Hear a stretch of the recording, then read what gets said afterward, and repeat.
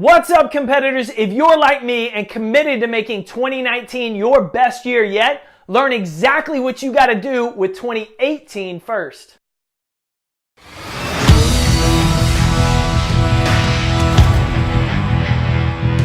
That's right. If we want to get moving, get rolling, get shaking on 2019 to make it our best year yet, we've got to be specific with what we do with 2018. See, I don't know if 2018 was a victory celebration for you, if you got win after win after win, or it was one of those years where life just kicks you in the balls. Life's knocked you down, perhaps kept you down majority of the year, and it's one of those years that you could not wait to close the book on. Either one of those places, if it was a banner year or if it was a bum year. If you are committed to making 2019 your best year yet, here's what we've got to do with 2018. Now, if it was your best year behind us, man, that's awesome.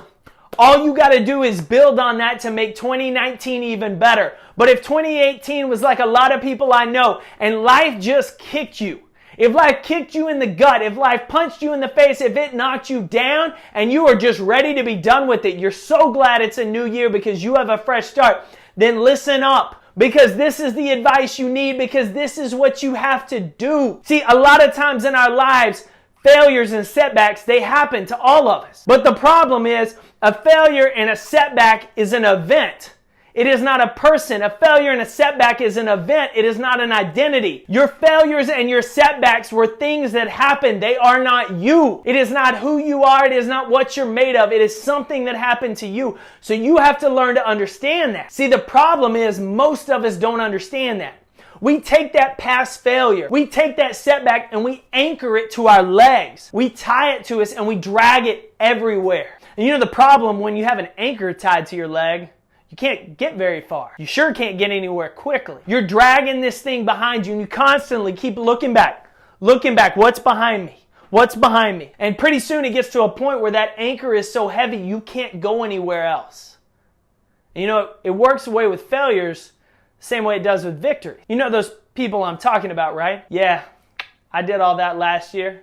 I got those sales. Yeah, 5 years ago, oh, I was the best in the business. Oh, 25 years ago, you know what threw that touchdown pass? That's right. I threw that touchdown pass at state 20 years ago, and I'm still living in that memory. I'm still talking about that to this day because my eyes are not forward. I'm not focused on what's in front of me. I keep looking back over my shoulder because I'm tied to my past. You see, your victories and your failures, they tend to tie us down if we allow them to. So to make 2019 better, you got to learn to take those chains off. You've got to learn to let go of what's behind you. Those events that happened, those failures, those victories, those setbacks, those wins, they are things that happened. They are yesterday. Babe Ruth used to say, yesterday's home runs don't count in today's games. And last year's wins aren't going to paint a record 2019 for you. Last year's losses aren't going to count on this year's scoreboard too. So how can we level up this year? How can we take 2018 and raise the bar in 2019? I'm going to give you two very specific things that all competitors do when facing setbacks, when facing victories. It's called the midnight rule. You see, I'd love to take credit for it, but the credit all goes to Nathan Smith.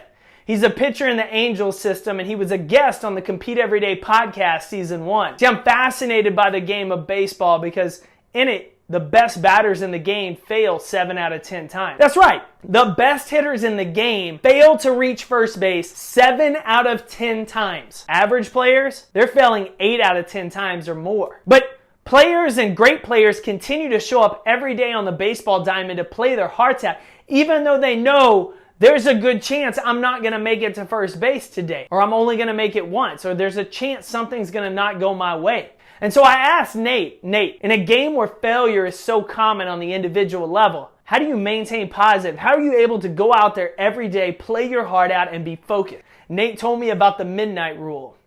You see, for Nate, whether it's a good day or a bad day, he gives himself until 11:59 that night to think about it. He'll dwell on it. He'll replay it over and over his head. He may celebrate or he may mourn. But at midnight, it's a new day. And he leaves yesterday behind him. As Nate told me, every time he walks on the field, it's a new start. Nate will watch game film and tapes to study what he could do better, what he did right, what he did wrong, how can he build on it. But what he doesn't do is every time he steps on the field, he's not carrying the baggage with him. He's not thinking about yesterday's failures and setbacks because, as he says, if he does that, then he's fixated on the past and he's not in the present. And the present is where he's needed most. It's where his teammates need him, it's where his friends need him, it's where his family needs him. So at the end of the day, he gets to midnight and he starts anew. All competitors have some version of this rule. Maybe 5 minutes, 5 hours, or like Nate, you give it until midnight.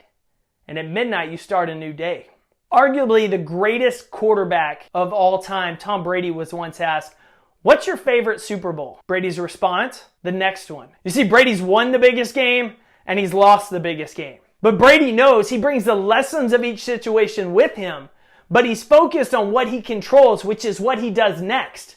Because where he's needed most is in the present, focused on moving toward the future. It's not in the past. It's not living with what he did once before. It's not being tied down to setbacks and failure. It's about focusing on what you control. Competitors bring the lessons of every victory and every defeat with them, but they leave the baggage behind. So if you're committed to making 2019 your banner year, then look back on 2018 and write down those lessons. Make a note of the things you learned from the highs and from the lows. Leave the baggage behind you. Leave the disappointment. The idea and belief that you're somehow a failure because you had a setback. The thoughts and self-limiting beliefs, the doubts, leave them there. Leave them in the past because you have better things to do in 2019 than to live in 2018 or to live today with an anchor tied to your foot. Just like great competitors, bring the lessons of 2018 with you, but leave the baggage behind. Compete every day.